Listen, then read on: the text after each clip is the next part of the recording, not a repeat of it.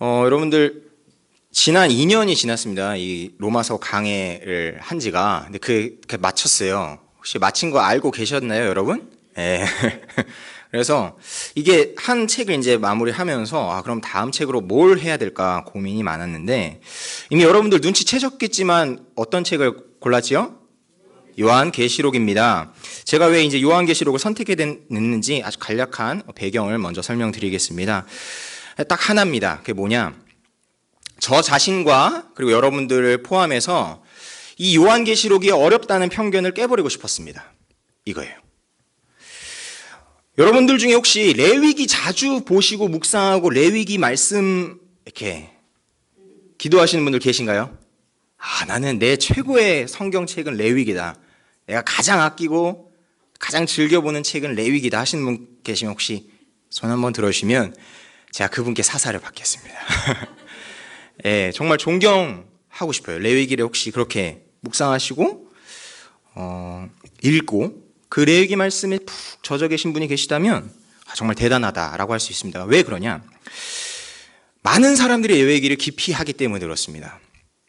수많은 클래식 음악이 있죠. 그런데 사람들이 자주 듣는 작곡가의 음악은 한정되어 있습니다. 여러분들이 이름만 들으면 알 사람 누구 있죠? 모차르트, 베토벤, 그렇죠. 바흐, 많이 아시는데, 근데 이게 이제 통계적으로 나와 있어요. 이 클래식 라디오를 제가 이제 운행하면서 자주 듣곤 하는데, 거기 진행자가 그러더라고요.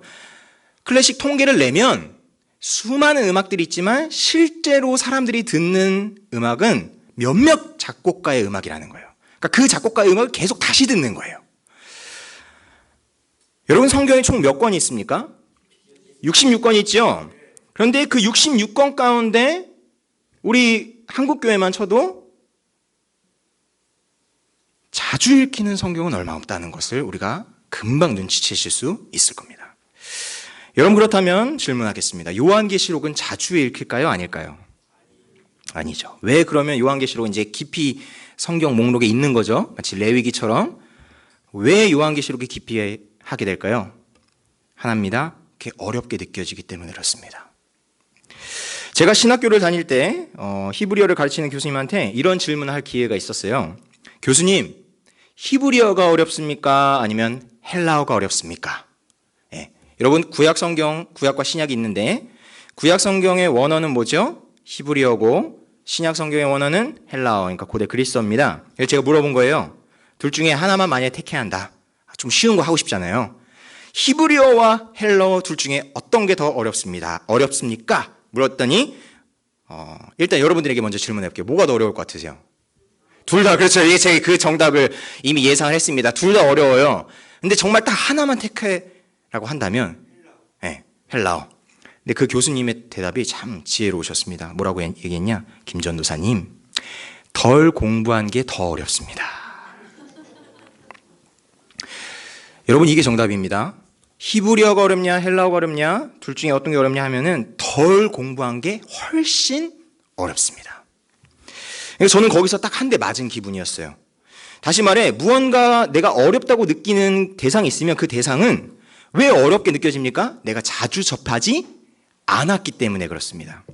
오늘 이제 제가 이 점심 먹고 나서 우리 새가족 다음 주에 환영회가 있지 않습니까? 여러분 기억해 주십시오. 다음 주에 뭐가 있다? 새가족 환영회. 언제 있습니까? 다음 주 2부 예배 광고 시간에 있습니다. 기억해 주시고 꼭 새가족분들 이렇게 챙겨주셨으면 좋겠습니다. 근데 그 영상을 만들어야 됐어요.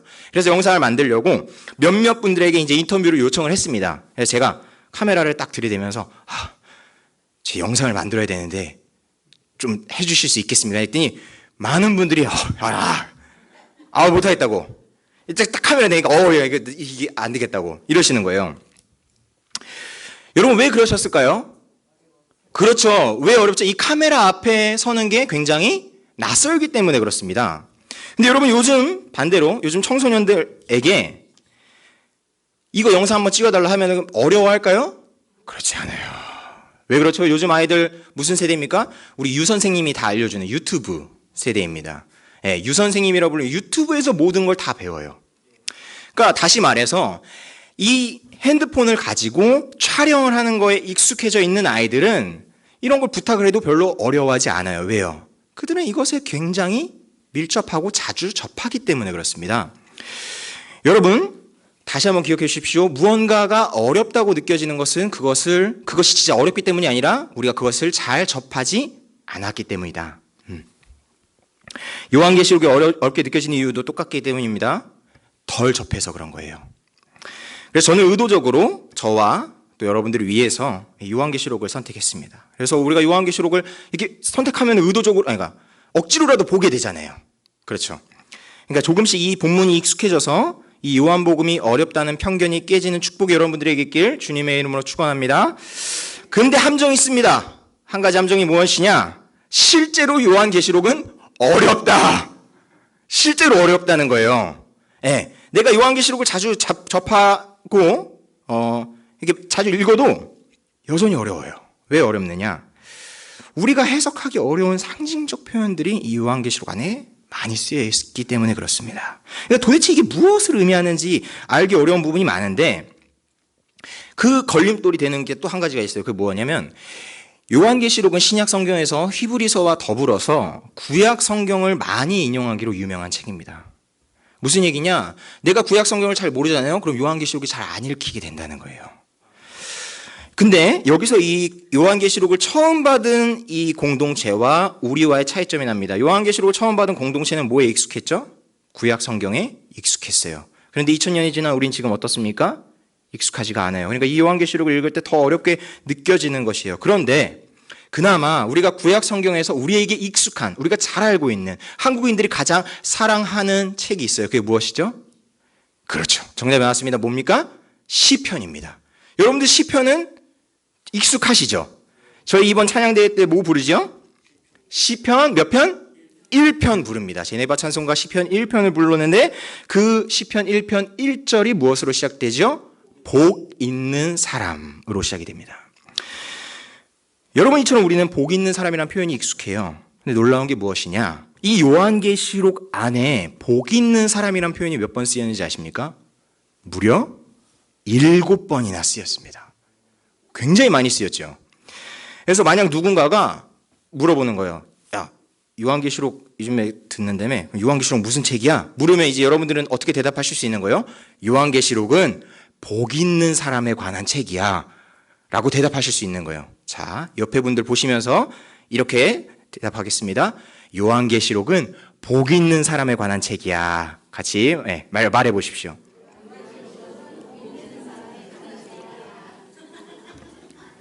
네, 한 번 더 얘기할게요. 무려 7번이나 나온대. 네. 이제 좀 요한계시록이 좀 쉽게 느껴지시죠? 네. 그러니까 요한계시록 어렵다 이게 아니라 여러분들 쉽게 접근하셔야 돼요. 요한계시록에 복 있는 사람이라는 표현이 쓰인 거 알아? 몇 번 쓰였는지 알아? 이렇게 아는 척도 하실 수 있는 거예요, 이제 여러분들은. 네. 근데 여기서 멈추면 안 됩니다. 요한계시록은 복 있는 사람에 관한 이야기가 맞습니다. 그런데 동시에 그 복 있는 사람의 복이 되시는 누구에 관한 얘기죠? 예수 그리스도에 관한 얘기입니다. 이것이 핵심이에요. 다 함께 요한계시록 1장 1절 우리 본문 성경 펴신 부분 1장 1절 함께 읽도록 하겠습니다. 시작. 예수 그리스도의 계시라. 이는 하나님이 그에게 주사 반드시 속히 일어날 일들을 그 종들에게 보이시려고 그의 천사를 그 종 요한에게 보내어 알게 하신 것이라. 아멘. 여러분 항상 첫 줄이 중요합니다. 첫 줄에 뭐라고 나와 있죠? 요한계시록 예수 그리스도의 무엇이다? 계시다. 무슨 얘기냐? 요한계시록은 누구에 관한 얘기라는 거예요? 예수 그리스도에 관한 얘기라는 겁니다. 근데 보십시오. 요한이 이걸 적을 때 예수 그리스도에 관한 얘기다. 이건 예수 그리스도에 관한 스토리다. 예수 그리스도에 관한 일대기다. 이렇게 적은 것이 아니라 예수 그리스도에 관한 무엇이라고 얘기했습니까? 계시다라고 얘기했습니다. 여기서 여러분 중요한 지점이 있습니다. 우리가 계시라는 단어를 어떻게 받아들이는가, 계시를 어떻게 이해하는가가 요한 계시록을 이해하는 열쇠가 된다는 것이에요. 그러니까 계시가 뭔지를 먼저 아셔야 됩니다. 계시가 무엇입니까? 계시는 숨겨져 있던 것이 드러나는 것입니다. 우리가 하나님께로부터 무엇을 받았지요? 계시를 받았습니다. 주님이 당신을 계시하셨습니다. 이것은 무엇입니까? 우리가 하나님을 알 수 없는데 주님이 당신을 친히 열어서 알려주신 것이에요. 그러니까 주님이 계시해 주셨기 때문에 우리는 주님을 알 수 있는 것이에요. 그런데 이 계시에는 핵심이 있습니다. 그걸 위해 예를 하나 들어드리면, 제가 만약에 소개팅을 한다고 해봅시다. 여러분들 잠깐만, 소개팅으로 혹시 결혼하신 분들 계십니까? 중매. 이렇게 얘기해야 되는 거예요. 소개팅 요즘 말이고요. 중매를 만약에 여러분들이 서신다고 해보십시오. 그럼 중매를 맺을 때 남자와 여자가 있으면 서로에게 정보를 알려주지 않습니까? 이 남자 이런 아이야. 이런 뭐 여기 직장 다니고 뭐 하고 뭐 몇 살이고 이런 이름 이렇게 정보를 알려주잖아요.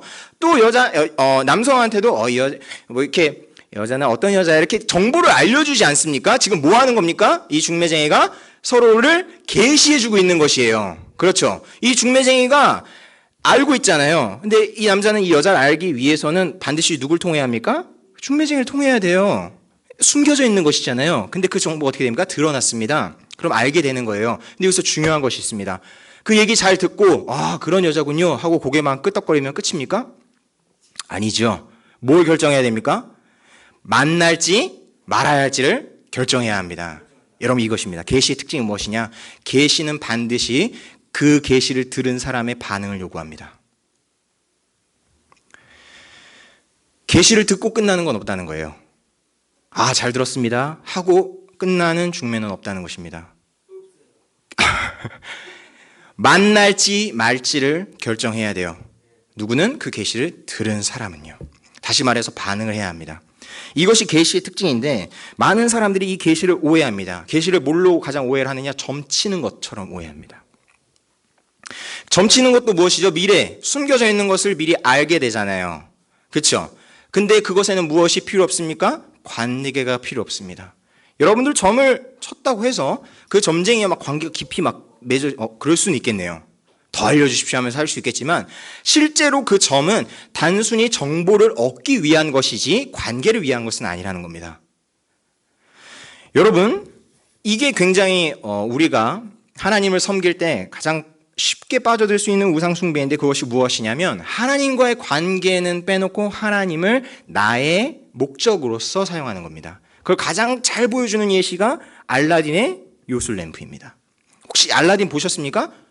모르시는 분들이 있어서 말씀드리면, 알라딘의 요술램프가 있는데 이걸 요술램프를 이렇게 쓱쓱쓱 하면 누가 나옵니까? 3가지 소원을 들어주는 지니가 나옵니다. 그래서 수많은 사람들이 그 지니를 이렇게 만난 다음에 뭐라고 합니까? 바로 1, 2, 3번 소원을 얘기하는 거예요. 그럼 지니와의 관계는 어떻게 됩니까? 끝나게 되죠. 근데 그 알라딘이 왜 지니와 계속 가느냐? 알라딘은 그 소원을 말하는 거에는 별 관심이 없고 말 그대로 알라딘과 관계를 맺는 것, 거기에 더 초점을 맞추고 있거든요.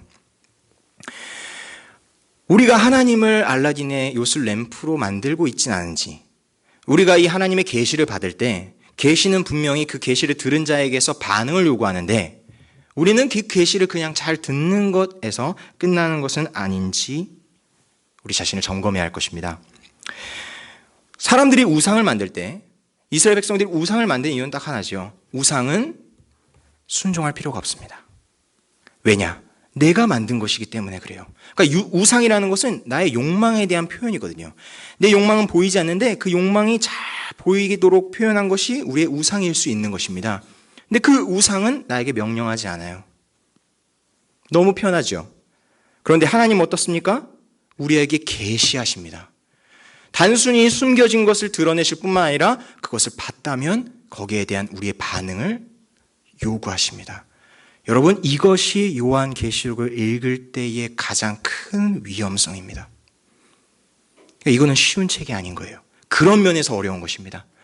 내용이 어렵기도 하지만 이 요한계시록은 말 그대로 딱 첫 줄부터 딴 거 이렇게 가리지 않거든요. 그냥 막 얘기합니다. 이것은 무엇이다?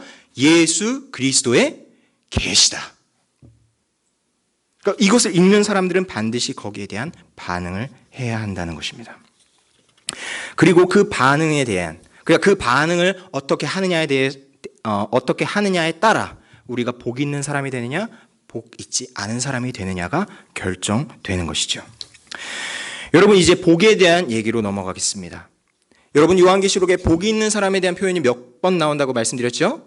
7번 나온다 했습니다. 오늘 그거 다 한번 쭉 볼 겁니다. 첫 번째입니다. 화면에 여러분들 요한계시록 첫 번째 복 있는 사람, 오늘 우리가 같이 읽은 부분인데 요한계시록 1장 3절입니다. 함께 읽습니다. 시작. 이 예언의 말씀을 읽는 자와 듣는 자와 그 가운데 기록한 것을 지키는 자는 복이 있나니 때가 가까우매라. 우리 첫 번째 확인했습니다. 두 번째 요한계시록 14장 13절입니다. 함께 읽습니다. 시작.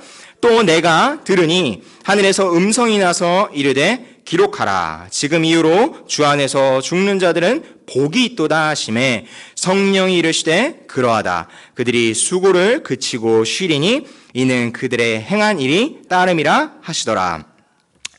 누가 복이 있다고 합니까? 그렇죠. 주 안에서 죽은 자들. 이렇게 여러분들이 연결시켜 가시면 됩니다. 단순히 복이 있는 사람이 7번 나온다 이게 아니라 어떤 사람이 복을 받는지를 이렇게 같이 연결해 주시면 너무 좋을 것 같아요. 그 다음 세 번째입니다. 요한계시록 16장 15절 함께 읽습니다.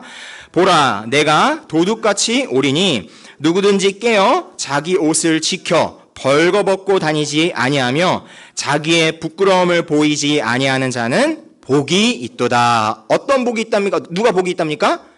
벌거벗지 않고 그렇죠? 자기를 지켜서 부끄러움을 보이지 아니하는 자는 복이 있습니다. 그 다음 네 번째입니다. 요한계시록 19장 9절입니다. 같이 읽죠. 시작. 천사가 내게 말하기를 기록하라. 어린 양의 혼인 잔치에 청함을 받은 자들은 복이 있도다 하고 또 내게 말하되 이것은 하나님의 참되신 말씀이라 하기로. 여러분 여기서는 어떤 사람이 복이 있다고 합니까? 어린 양의 혼인잔치에 청함을 받은 자들은 복이 있다. 이제 3개 남았습니다. 다섯 번째 요한계시록 20장 6절입니다. 시작. 이 첫째 부활에 참여하는 자들은 복이 있고 거룩하도다. 둘째 사망이 그들을 다스리는 권세가 없고 도리어 그들이 하나님과 그리스도의 제사장이 되어 1000년 동안 그리스도와 더불어 왕노릇하리라. 이번엔 어떤 사람이 복이 있다고 합니까? 첫째 부활에 참여한 자. 오케이. 그 다음 여섯 번째 요한계시록 22장 7절입니다. 시작. 보라 내가 속히 오리니 이 두루마리의 예언의 말씀을 지키는 자는 복이 있으리라 하더라. 여러분 여기서 우리가 한 가지 눈치 벌써 빠르신 분들은 채셨겠지만 이 여섯 번째 복은 사실 이미 한번 언급됐습니다. 언제 언급됐죠? 그렇죠. 첫 번째 오늘 우리가 읽은 요한계시록 1장 3절과 같은 복이에요. 그러니까 7번 복이 나오긴 하지만 실제로는 몇 가지인 거죠? 6가지인 거죠. 왜냐? 첫 번째랑 6번째가 똑같기 때문에 그렇습니다. 마지막 7번째 복 나옵니다. 요한계시록 22장 14절 같이 읽습니다. 시작. 자기 두루마기를 빠는 자들은 복이 있으니 이는 그들이 생명나무에 나아가며 문들을 통하여 성에 들어갈 권세를 받으려 함이로다. 아멘. 왜 아까 말씀드린 1번과 6번이 똑같느냐? 이게 서론이고 오늘 읽은 것이 서론이고 지금 그 6번 22장에 있는 것은 결론이기 때문에 그렇습니다. 그러니까 서론이랑 결론이랑 이렇게 맞춘 거예요. 그래서 같은 복이 나오는 겁니다. 네, 다시 6절을 보여주십시오. 6절을 보시면 6번 요한계시록 22장 7절 이 부분만 다시 한번 읽겠습니다. 시작. 보라 내가 속히 오리니 이 두루마리의 예언의 말씀을 지키는 자는 복이 있으리라 하더라. 여러분 책을 보면 서론이 있고 결론이 있지 않습니까? 근데 지금 요한계시록은 서론이랑 결론이 똑같아요. 같은 복으로 처음을 시작하고 그 마지막도 복으로 마무리를 짓는데 어떤 사람이 복이 있다고 합니까? 그 예언의 말씀 어떻게? 지키는 자. 네. 오늘 1장 3절에서 뭐라고 표현됐습니까? 이 예언의 말씀을 읽는 자와 듣는 자와 그 가운데 기록한 것을 뭐하는 자? 지키는 자라고 얘기를 합니다. 여러분 제가 서두에 뭐라고 말씀드렸죠? 계시는 듣는 사람으로 하여금 무엇을 요구한다? 반응을 요구합니다. 소개팅, 중매를 만약에 받았다. 그럼 중매쟁이에게 그 사람에 대한 정보를 계시 받으면 그걸 들은 사람은 어떻게 됩니까? 만날지 말지를 결정해야 합니다. 요한계시록에서 요한이 예수 그리스도의 계시로서 예수를 드러냈습니다. 그럼 우리는 그 예언의 말씀을 들었습니다. 그렇죠? 근데 거기서 끝나질 않아요. 어떻게 됩니까? 무엇을 요구합니까? 지켜야 한다고 요구합니다. 왜요? 그 지키는 자가 무엇이 있기 때문에? 복이 있기 때문에 그렇습니다. 요한계시록은 우리에게 결단을 요구합니다. 요한계시록을 처음 읽을 때 이게 어리둥절하지 못하게 만들어요. 왜요? 처음과 끝을 그냥 딱 박음질을 해놨거든요. 어떤 자가 복이 있다? 이 예언의 말씀을 지키는 자가 복이 있다라는 겁니다. 여러분, 우리가 이 요한계시록이 구약 성경에 있는 구절들을 많이 인용한다고 했잖아요. 그런데 실제로 시편에 있는 말씀들도 많이 인용이 됩니다. 오늘 우리가 본 이 복 있는 사람이 나오는 시편이 몇 편이죠? 1편이죠. 우리 구약 성경으로 한번 가겠습니다. 시편 1편입니다.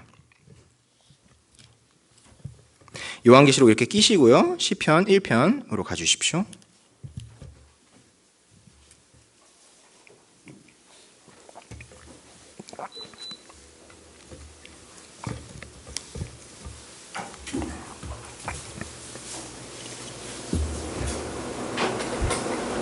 시편 1편 다 찾으신 줄 알고 1절부터 6절까지 다 같이 읽도록 하겠습니다. 시작. 복 있는 사람은 악인들의 꾀를 따르지 아니하며 죄인들의 길에 서지 아니하며 오만한 자들의 자리에 앉지 아니하고 오직 여호와의 율법을 즐거워하여 그의 율법을 주야로 묵상하는도다. 그는 시냇가에 심은 나무가 철을 따라 열매를 맺으며 그 잎사귀가 마르지 아니함 같으니 그가 하는 모든 일이 다 형통하리로다. 악인들은 그렇지 아니하며 오직 바람에 나는 겨와 같도다. 그러므로 악인들은 심판을 견디지 못하며 죄인들이 의인들의 모임에 들지 못하리로다. 무릇 의인들의 길은 여호와께서 인정하시나 악인들의 길은 망하리로다. 아멘. 여러분, 시편과 이 요한계시록의 공통점이 있는데 그것은 무엇이냐면 둘 다 그림 언어로 쓰여졌다는 것입니다.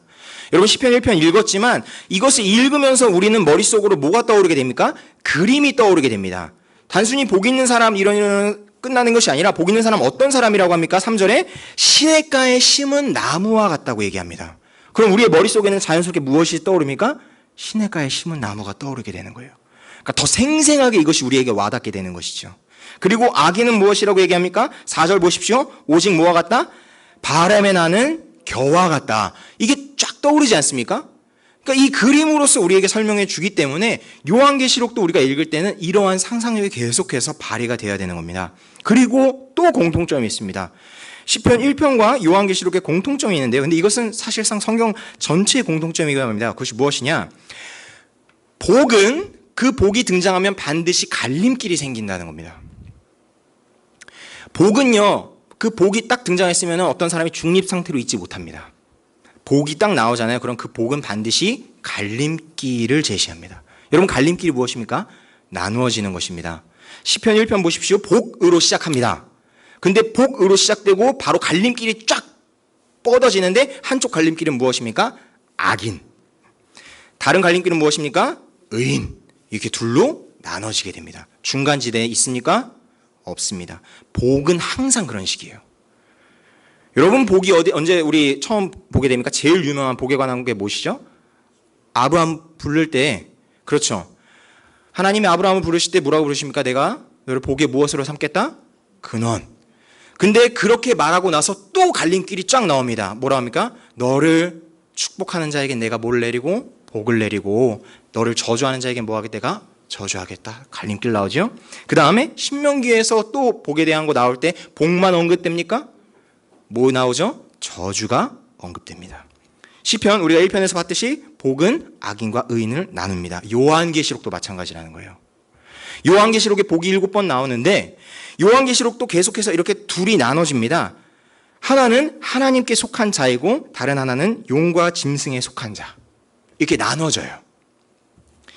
또 음녀 바벨론에 속해 있느냐 아니면 어린 양 신부인 새 예루살렘이냐 이렇게 나눠진다는 겁니다.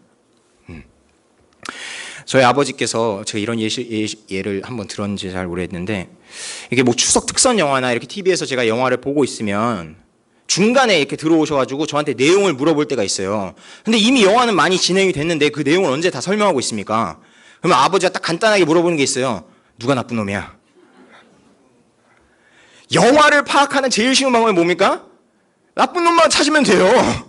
그쵸? 나쁜 놈 찾으면 그 나쁜 놈과 싸우는 사람 누군가? 착한 놈이잖아요. 요것만 알면 영화 바로 이해되는 겁니다. 여러분 요한계시록도 쉽게 접근하려면 어떻게 됩니까? 이 두 주인공이 있다는 것이에요. 이제 결론의 말씀을 드립니다. 계시는 우리에게 무엇을 요구합니까? 반응을 요구합니다. 반응.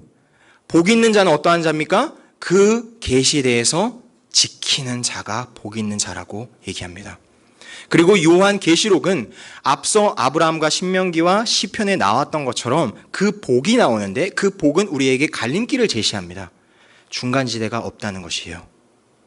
그러면서 우리는 이 요한계시록을 읽을 때 선택해야 하는 것이죠. 요한계시록의 독자로서 우리도 반응해야 하는 것입니다. 이것이 요한계시록을 가장 쉽게 그리고 가장 어떻게 보면 정말 요한계시록답게 읽을 수 있는 방법입니다. 첨언을 드리자면 요한계시록은 한국 교회 가운데 특별히 이단 가운데 이것이 오용되어져 왔습니다. 그래서 여러분들이 잘 아시겠지만 요한계시록 때문에 집 팔고 그렇죠? 다 날렸던 그 중요한 선교단체가 있습니다. 혹시 아십니까? 다미선교회로 들어보셨습니까? 그뿐만 아니라 수많은 그런 이단 단체들이 요한계시록의 말씀을 문자적으로 해석하고 또 요한계시록을 마치 점치듯이 이제 곧 종말이다 이런 식으로만 해석해서 그들의 삶을 다 내팽개쳐 버리는 일이 일어났습니다. 그런데 실제로 요한계시록은 우리에게 무엇을 요구합니까? 책임 있는 삶을 요구합니다. 계시가 왔고 오늘 말씀에서 읽은 것처럼 때가 가깝다라고 했을 때 때가 가까우니까 너네 이제 마음껏 살아라. 아니면은 이 너희가 살던 것을 다 내팽겨쳐라가 아니라 어떻게 반응하라? 이 예언의 말씀을 지키라고 얘기를 합니다. 그러니까 우리는 이 요한계시록 볼 때 결국에는 다른 성경에 있는 말씀들과 동일한 자세로 접근해야 한다는 것을 압니다. 깨닫게 됩니다. 마치 요한계시록은 내가 이거는 특별하니까 마치 여기서 뭔가 다른 특별한 정보를 얻을 것처럼 접근하는 것이 아니라 다른 65권의 성경과 마찬가지로 이 요한계시록에게 접근할 때 우리의 태도는 무슨 태도여야 됩니까? 겸손한 태도여야 한다는 겁니다. 주님의 말씀 나에게 알려주시옵소서 주의 종이 듣겠나이다. 그 듣는다는 얘기는 무엇입니까? 그 말씀을 내가 지키겠습니다. 그러면서 이 요한계시록 말씀을 지키는 여러분들 되시길 주님의 이름으로 축복합니다. 기도하겠습니다.